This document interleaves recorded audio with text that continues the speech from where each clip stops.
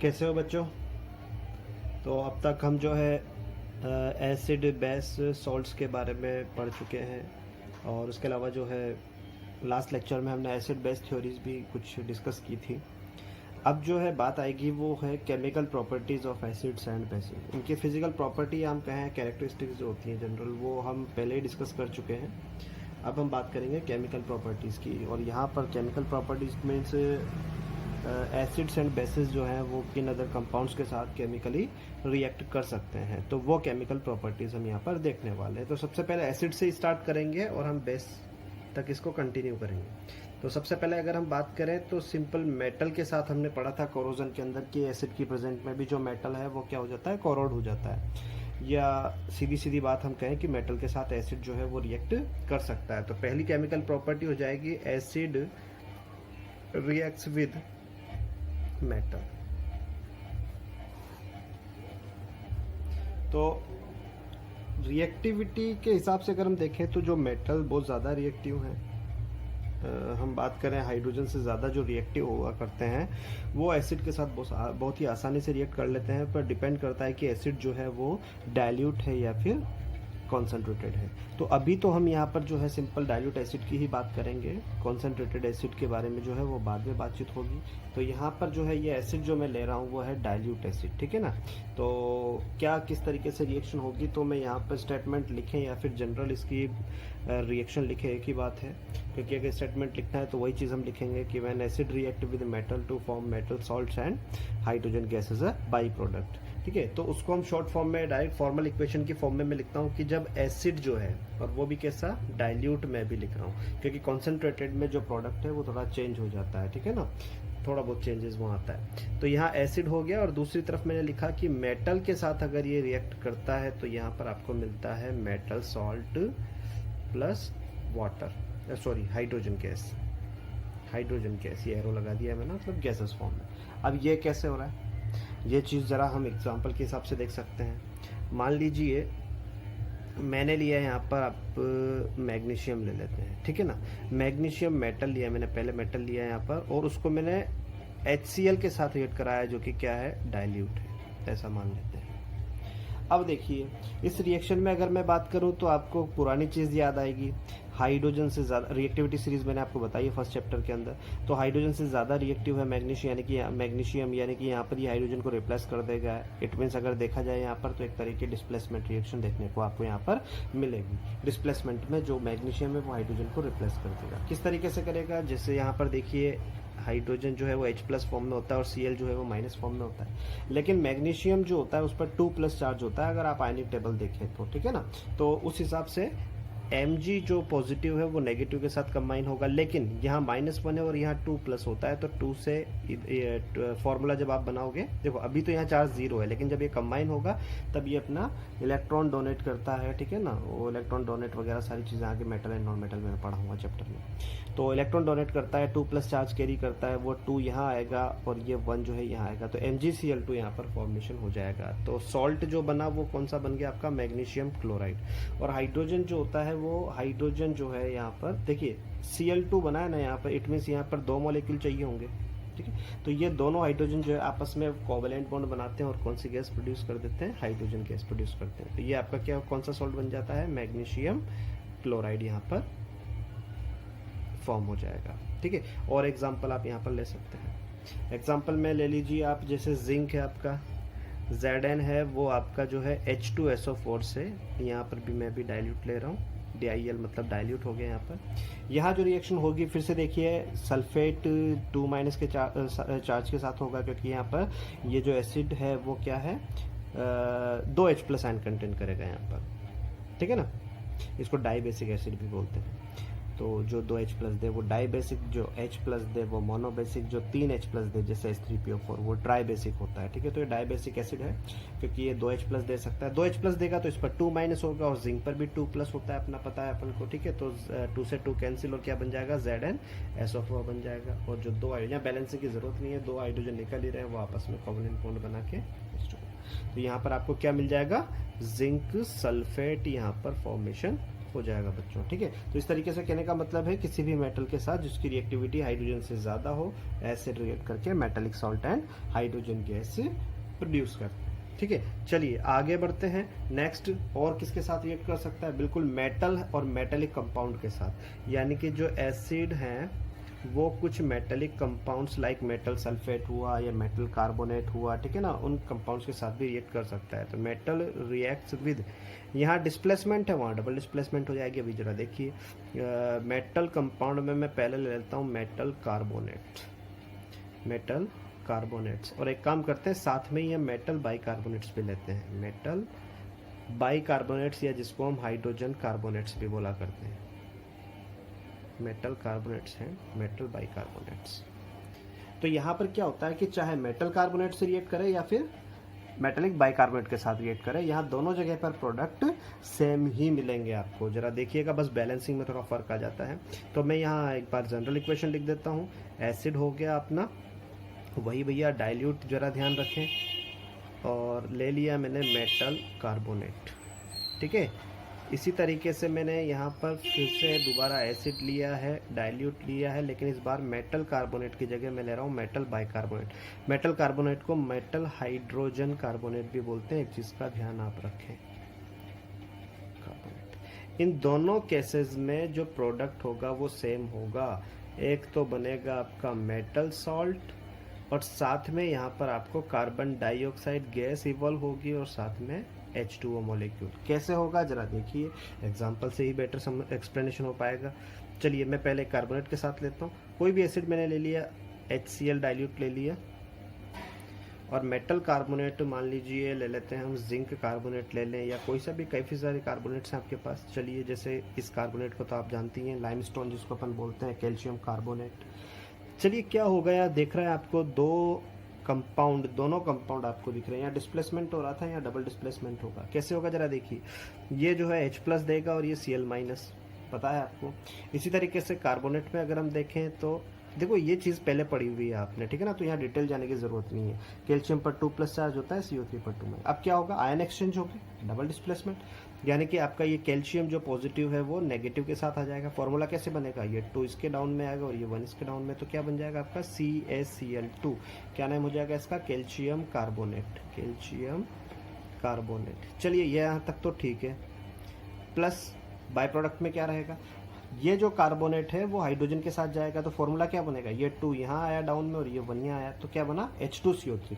मैं यहाँ लिख देता हूँ, इधर साइड में मैं थोड़ा एक्सप्लेन कर रहा हूँ इसको, H2CO3, जिसको अपन बोलते हैं कार्बनिक एसिड। लेकिन ये जो आपका है 1 एटमॉस्फेरिक प्रेशर पर एग्जिस्ट नहीं करता है, और ये जो है डिकम्पोज हो जाता है किसमें, जिनसे ये बना है, जिन कॉन्स्टिट्यूएंट पार्टिकल से ये बना है। और हमेशा याद रखें, कार्बनिक एसिड जो होता है वो CO2 + H2O के कॉम्बिनेशन से। कार्बनिक एसिड का बेटर एग्जाम्पल है यार अपना सॉफ्ट ड्रिंक जो होता है, ठीक है ना, तो सोडा वाटर जो होता है तो उसके अंदर क्या होता है, वाटर ही होता है, ठीक है ना, फ्लेवर्ड वाटर होता है, उसमें CO2 पास कर देते हैं, प्रेशराइज कर देते हैं, जिससे वो सोल्यूबल होके और आपको कार्बनिक एसिड दे देता है। तो वही चीज़ है कि यहाँ बनेगा आपका कार्बनिक एसिड, लेकिन रूम टेम्परेचर पर एग्जिस्ट नहीं करता, इसलिए डिकम्पोज हो जाएगा ये CO2 + H2O। बात समझ में आ गई। चलिए ये तो था कैल्शियम कार्बोनेट। अब जैसा कि हम बाइकार्बोनेट को भी साथ में ले रहे हैं, तो मैं यहीं पर एक एग्जाम्पल फिर से बता देता हूँ कि यही जो HCl डाइल्यूट अगर है वो मैं कैल्शियम बाइकार्बोनेट के साथ रिएक्ट करा रहा हूँ। कैल्शियम बाइकार्बोनेट, याद कीजिए बाइकार्बोनेट आयन हाइड्रोजन का -1 होता है, और ये 2+ होने की वजह से ये होल ट्वाइस हो गया, ठीक है ना। तो क्या हो जाएगा, फिर से वही चीज़, ये H+ हो गया, अब ध्यान से देखिएगा, ये Cl- हो गया, ये Ca2+ हो गया, और ये HCO3- हो गया। Ca2+ फिर से Cl के साथ CaCl2 बना लेगा। और अगर हम यहाँ बात करें, आपका HCO3 और H+ मिलके जो है वो H2CO3 बना लेगा। ध्यान दीजिए, ठीक है ना, समझ रहे हो ना बात को। तो यहाँ से तो जो है HCO3 1- रहेगा और ये H+ रहेगा, तो +1 और ये -1, कहने का मतलब HCO3 इसको कहेंगे, लेकिन एक्चुअल में इसको बोलते हैं अपन H2CO3, जो कि फिर से डिकम्पोज हो जाएगा किसमें, CO2 + H2O। तो देखिए प्रोडक्ट यहाँ पर दोनों तरफ सेम आपको नज़र आ रहे हैं, लेकिन अगर हम बात करें तो बैलेंसिंग इफेक्ट यहाँ पर होगा। इसमें जो कोई एक है शायद वो बैलेंस है, और एक को बैलेंस करना पड़ेगा, वो करके देख सकते हैं, आपको सिखाया हुआ है मैंने। तो कैसे करें यहाँ पर अगर हम देखें तो 2 लगा दें, जिससे कि ये क्या हो जाएगा, बैलेंस हो जाएगा, है ना। 2 Cl हो गए, 2 H हो गए, ऑक्सीजन कितना है 3 है, ये 3 ऑक्सीजन रहे, कैल्शियम 1। और यहाँ पर अगर हम इनकी बात करें तो कितना हाइड्रोजन भाई यहाँ पर, इसको बैलेंस अगर हम करें तो कैसे हो जाएगा, कितना हो जाएगा ज़रा देखिए। यहाँ पर जो है पहले तो 2 लगा दीजिए आप, ये 2 हो गया, लेकिन अभी यहाँ पर देखिए अनबैलेंस्ड फॉर्म में है ये, तो किस तरीके से बैलेंस करिएगा इसको। 2 हाइड्रोजन हो गया, ये 2 क्लोरीन हो गया, कैल्शियम आपका 1 है, ठीक है। यहाँ पर हाइड्रोजन टोटल नंबर अगर हम देखें तो कितना हो रहा है 4, देखो 2 तो यहाँ पर और 2 यहाँ पर, तो 4 बनाने के लिए हम क्या कर देंगे, इस तरीके से लगा देंगे, बराबर। अब देखिए कार्बन कितना हो रहा है, यहाँ पर 2 कार्बन हो रहा है, तो 2 कार्बन करने के लिए यहाँ लगा देंगे। शायद ऑक्सीजन अपने आप बैलेंस हो गया होगा, 2 2 4 प्लस 2 6 हो गया, और ये 3 2 6, तो इस तरीके से आपने इसको बैलेंस कर लिया। ये होता है acid reaction with metal carbon. अच्छा, जैसे जिंक कार्बोनेट या जिंक बाइकार्बोनेट ले लो तो प्रोडक्ट वही होगा आपका जिंक क्लोराइड, या फिर जो भी आपने एसिड लिया है उस बेसिस पर प्रोडक्ट आपके दोनों केस में सेम होंगे, बस बैलेंसिंग का इफेक्ट यहाँ पर हो जाएगा। तो एसिड जो है वो मेटेलिक कंपाउंड के साथ भी रिएक्ट कर सकता है। अब इसी तरीके से हम आगे बढ़े तो मेटल कंपाउंड में आ जाता है अपना मेटल सल्फाइड। सल्फाइड मतलब H2-, बात समझ रहे हो यहाँ पर। जैसे मान लीजिए M कोई मेटल है और सल्फाइड अपना S होता है, तो S पर कितना चार्ज होता था, 2- होता था, तो इसका तो 2 यहाँ पर आया, और M जो भी हुआ +1 वाला भी हो सकता है, मान लीजिए +1 वाला ये, तो क्या फॉर्मूला बन जाएगा, M2S फॉर्मूला बन जाएगा। अगर मान लीजिए 2+ वाला होता तो 2 से 2 कैंसिल होकर MS बन जाता, तो सल्फाइड मतलब S वाला केस अपना, ठीक है। तो वहाँ पर भी एसिड रिएक्ट कर सकता है। तो कैसे होगा जरा देखिए, इसकी फॉर्मल इक्वेशन में लिख देता हूँ कि एसिड, डाइल्यूट एसिड जब रिएक्ट करता है किसके साथ, मेटल सल्फाइड के साथ, मेटल सल्फाइड के साथ, तो यहाँ जो प्रोडक्ट होता है आपको फिर से मेटल सॉल्ट तो हर बार मिलेगा ही मिलेगा, लेकिन इस बार बाई प्रोडक्ट जो है वो मिलेगा आपको hydrogen sulphide gas, hydrogen sulphide gas. चलिए एग्जांपल देखते हैं। एग्जांपल में मान लीजिए यहाँ पर मैंने इस बार, चलिए HCl को हटाते हैं, H2SO4 लेते हैं, और यहाँ मैंने ले लिया आपका सोडियम सल्फाइड, +1 वाला, इसलिए फॉर्मूला क्या बन जाएगा, M2S की जगह Na2S। चलिए फिर से डबल डिस्प्लेसमेंट देखिए, यहाँ पर ये H+ देगा और ये Na+, यहाँ S2- और यहाँ पर ये 2-, तो यहाँ पर ये वाला जो माइनस है वो इस प्लस के साथ क्या फॉर्मूला बना लेगा, Na। देखो फॉर्मूला बनाना आपको आता है, ठीक है ना। और यहाँ जो H+ है वो S2- के साथ क्या बना लेगा, इसका 2 यहाँ पर और इसका 1 यहाँ पर, तो क्या बन जाएगा आपका H2S। और ये एक गैस होती है हाइड्रोजन सल्फाइड गैस, यहाँ पर हो जाती है, ठीक है। इनका एनालिसिस जो है वो मैं next chapter metal and non metal में आपको पढ़ाऊंगा कि किस तरीके से इन गैसेस को एनालिसिस करते हैं। जैसे इससे पहले हाइड्रोजन गैस इवॉल्व हुई थी, उसको एनालाइज करेंगे, या फिर एक काम करेंगे, हम ये केमिकल प्रॉपर्टी के बाद यहीं पर इसको देख लेंगे, जितनी भी गैसेस अभी इवॉल्व होंगी गैसेस में, उन सभी को एनालिसिस किस तरीके से किया जाता है, उनका सबको एक साथ हम ले लेंगे। चलिए बच्चों, इसी तरीके से चलिए एग्जाम्पल और ले लेते हैं। मैंने ले लिया फिर से HCl ले लिया, और एक बार मैंने जिंक ब्लेंड, इसको अपन बोलते हैं जिंक सल्फाइड, तो यहाँ पर Zn तो Cl के साथ मिलके ZnCl2 बना लेगा, और फिर से देखो H+ NH2- मिलके आपका H2S गैस बना लेंगे। तो इस तरीके से जो है एसिड वो मेटल सल्फाइड के साथ रिएक्ट कर सकता है, ठीक है। इसी तरीके से और प्रॉपर्टी आप देखते हैं किसके साथ रिएक्ट कर सकता है, तो मैं बता दूं आपको कि जो एसिड होता है अपना, वो मेटेलिक कंपाउंड्स की अभी मैं बात कर रहा हूँ। तो पहले मेटल कार्बोनेट बाइकार्बोनेट के साथ किया, मेटल सल्फाइड के साथ किया, इस बार अपन इसको करवा देते हैं मेटल सल्फाइड के साथ। सल्फाइट, एक सल्फेट होता है और एक सल्फाइट होता है। ये जो सल्फाइट है वो है आपका SO3 2-, ठीक है ना। जैसे S2- था वैसे SO3 2- होता है, तो उस हिसाब से मेटल सल्फाइड का फॉर्मूला यहाँ बन जाएगा। यहाँ फॉर्मल इक्वेशन हम देखें तो एसिड जो है वो डाइल्यूट रहेगा, प्लस यहाँ जो आपका मेटल सल्फाइड रहेगा। देखो इसकी जो रिएक्शन है वो कार्बोनेट वाले केस से मिलती जुलती रहेगी। एसिड, हाँ, तो यहाँ मेटल सॉल्ट तो आपको मिल ही रहा है हर बार, प्लस यहाँ आपको मिलेगा जो आपको मेटल कार्बोनेट केस में CO2 गैस मिली थी, उसकी जगह यहाँ SO2 गैस मिलेगी, और साथ में मिल जाएगा वाटर मॉलिक्यूल। कैसे, एग्जांपल देखते हैं। जैसे मान लीजिए कि अपना HCl है डाइल्यूट, प्लस मेटल सल्फाइड हमने कोई भी ले लिया, Na2SO3 ले लिया, बना सकते हो ना फॉर्मूला, सोडियम सल्फाइड, यहाँ 2- यहाँ +1, 1 इधर आया 2 इधर आया करके, ठीक है ना, सोडियम सल्फाइड। तो क्या बन जाएगा यहाँ पर देखिए, ये NaCl बन जाएगा, यहाँ जिस तरीके से आपका H2CO3 बना था कार्बनिक एसिड, वैसे ये H2SO3 बनेगा, H2CO3, और यहाँ पर क्या बन जाएगा आपका, इधर साइड में लिखता हूँ मैं, जैसे वहाँ H2CO3 बना था वैसे यहाँ H2CO3, इसी की तरह अनस्टेबल एसिड है ये भी। जैसे H2CO3 टूट जाता था CO2 प्लस H2 में, ये SO2 प्लस H2O में ब्रेक डाउन होता है, इसी से मिलकर बना होता है। तो यहाँ पर जो है आपका SO2 प्लस H2O की फॉर्मेशन हो जाएगी। ये गैसेस फॉर्म। एनालाइज कैसे करते हैं इसको बाद में देखेंगे। इसी तरीके से चलिए और ले लेते हैं। H2SO4 ले लिया भैया अपन ने डाइल्यूट के साथ, और मैं इस बार ले लेता हूँ जिंक सल्फाइड ले लेता हूँ। अब बना सकते हो, ZnSO4 बन जाएगा प्लस SO2 प्लस H2O। चलिए एक बार एक काम करते हैं, ट्राई बेसिक वाला भी लेते हैं, H3PO4, ठीक है ना, यहाँ ऐसा लिख देता हूँ मैं। इसके बाद मैं लेता हूँ एल्यूमिनियम सल्फाइड लेता हूँ, तो क्या फॉर्मूला बनेगा, इस पर 3+ होता है और सल्फाइड पर 2 होता है, तो ये बन जाएगा फॉर्मूला। फॉर्मूला नहीं सिखाऊंगा आपने बार बार। देखिए भाई, फॉस्फेट पर भी 3- चार्ज होता है और एल्यूमिनियम पर भी 3+ होता है। 3 से 3 कैंसिल, तो सीधा क्या बन जाएगा, aluminium phosphate, aluminium phosphate plus वही चीज़ है यहाँ पर देखो 3H+ है और इधर से 3 केस जो है SO3 2- के हैं, तो क्या बन जाएगा H2SO3 जो कि टूट जाएगा किसमें से, प्लस H2। बैलेंस कर लेना आप इनको, ठीक है ना, बैलेंसिंग की जरूरत पड़ेगी यहाँ पर, जो अनबैलेंस्ड है उनको बैलेंस। तो इस तरीके से जो है एसिड ने रिएक्ट कर लिया इनके साथ भी, मेटल सल्फाइड के साथ भी। और किसके साथ रिएक्ट कर सकता है, जैसे कि मैंने फर्स्ट चैप्टर में आपको बताया था कि मेटल ऑक्साइड जिसका नेचर कैसा होता है, बेसिक नेचर होता है, ठीक है ना। तो बेसिक नेचर होगा और ये खुद एसिड है, तो क्या होगा यहाँ पर, न्यूट्रलाइजेशन परफॉर्म होगा कि नहीं। मेटल ऑक्साइड जो कि जिसका नेचर कैसा होता है, बेसिक, फर्स्ट चैप्टर में पढ़ाया था।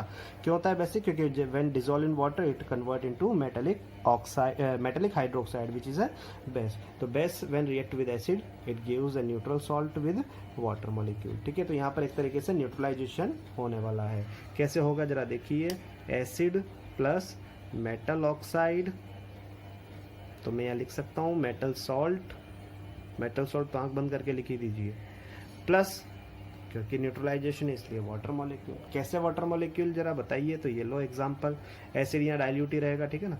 चलो मैं लेता हूँ यहाँ HCl ले लिया, मेटल ऑक्साइड हम ले लेते हैं Na2O, सोडियम ऑक्साइड एक मेटेलिक ऑक्साइड है।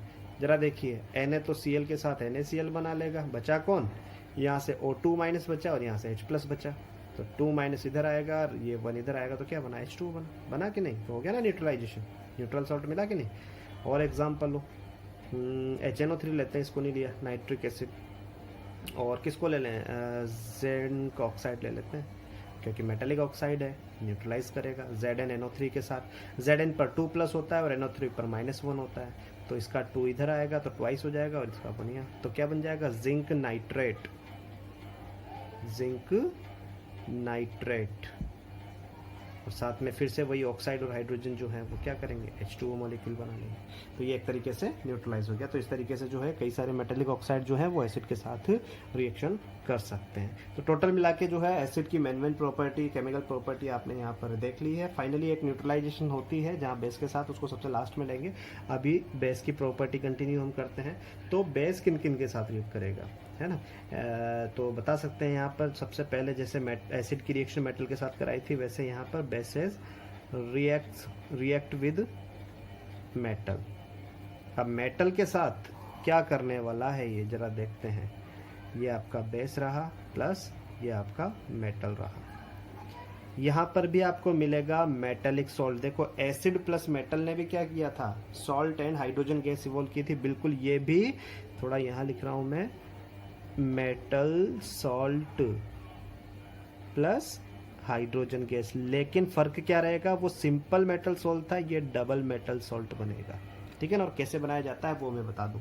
एक चीज़ और बहुत इंपॉर्टेंट यहाँ पर मैं बताने जा रहा हूँ, पेन चेंज करूँगा उसके लिए क्योंकि बहुत इंपॉर्टेंट है कि जिस तरीके से एसिड के साथ वो सारे मेटल रिएक्ट कर लेते हैं आसानी से जिनकी रिएक्टिविटी हाइड्रोजन से ज़्यादा होती है, यानी कि कई सारे मेटल से जो एसिड के साथ रिएक्शन कर सकते हैं, मोस्टली रिएक्शन कर सकते हैं, लेकिन बेसेस के साथ सारे रिएक्शन नहीं करेंगे। इस चीज़ को याद रखना।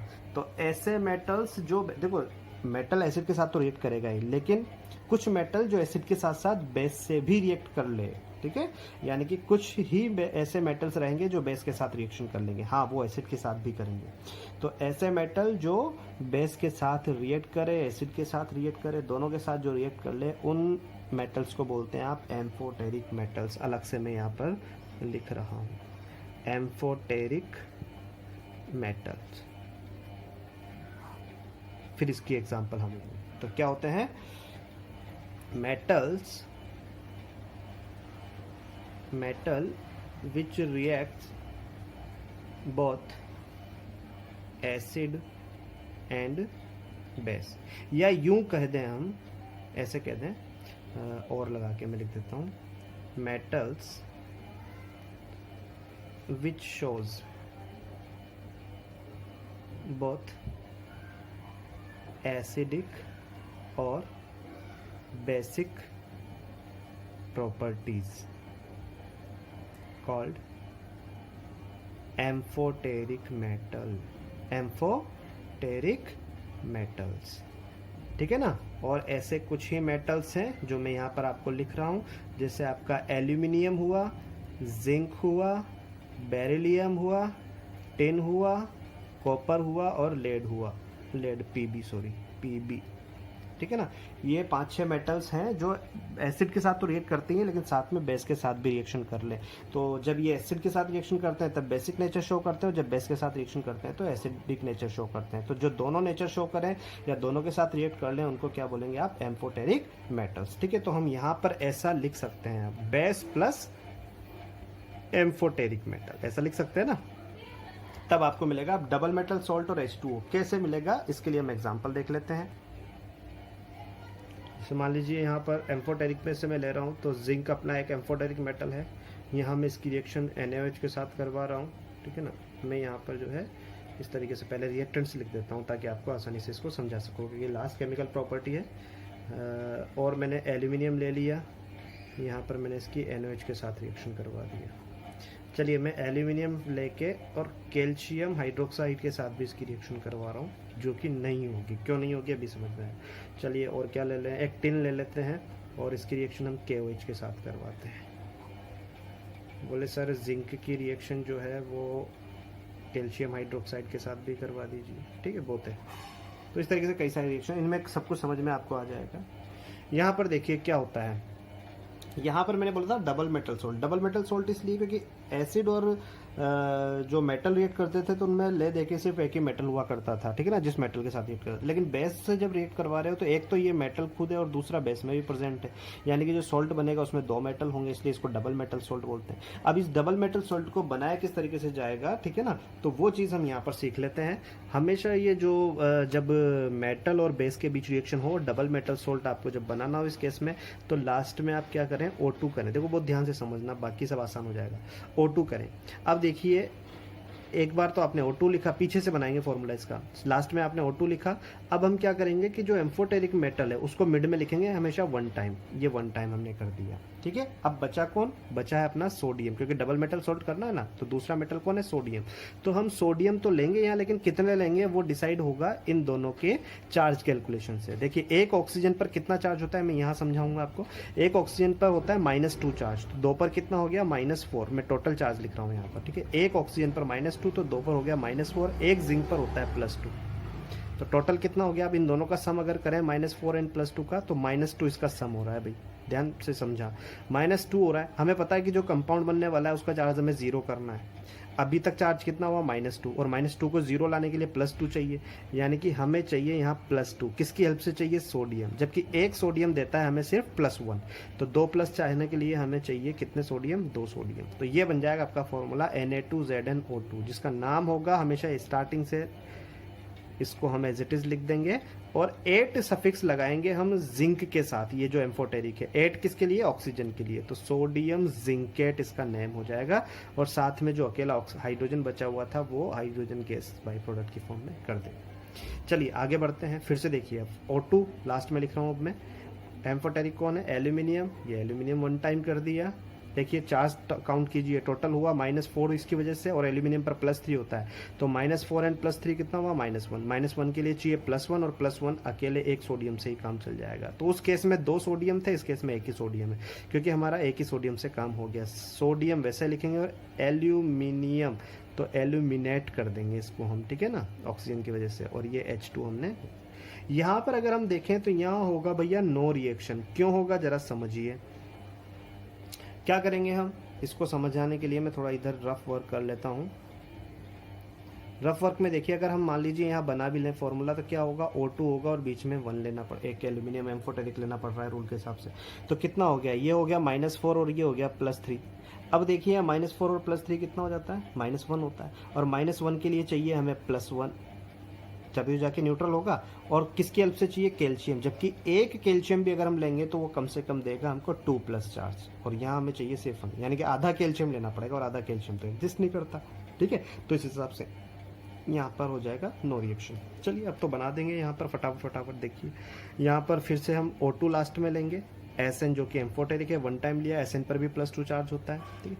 यहाँ पर वही चीज़ हो जाएगा जैसे जिंक में हुआ, -4 +2, फिर से +2 चाहिए, K की हेल्प से, K देता है 1, इसलिए K2 हो जाएगा। नाम हो जाएगा इसका पोटेशियम। अब यहाँ देखिए, ये होता है आपका टिन, लेकिन टिन का जो लैटिन नेम होता है, ऐसा नहीं है कि इसको टिनेट कर दिया आपने ना, या जो इसका नेम होगा, केमिकल नेम, वो इसके लैटिन नेम की बेस पे होगा, जिसमें इसका नाम होता है स्टेनम। टिन का IUPAC नेम क्या होता है, या लैटिन नेम क्या होता है, स्टेनम। तो स्टेनम के हिसाब से यहाँ पर हो जाएगा स्टेनेट, ठीक है। और हाइड्रोजन गैस यहाँ पर भी आपको मिल जाएगी। सिमिलरली यहाँ हो जाएगा, यहाँ पर देखिए O2 से स्टार्ट किया, जिंक एम्फोटेरिक 1 टाइम। अब देखिए -4 +2, -4 +2 का मतलब कैलकुलेशन हुआ -2, चाहिए हमें +2, एक ही जिंक से काम हो जाएगा, सो एक ही कैल्शियम से काम हो जाएगा, ठीक है ना। तो ये क्या हो जाएगा आपका, साथ में हाइड्रोजन गैस, कैल्शियम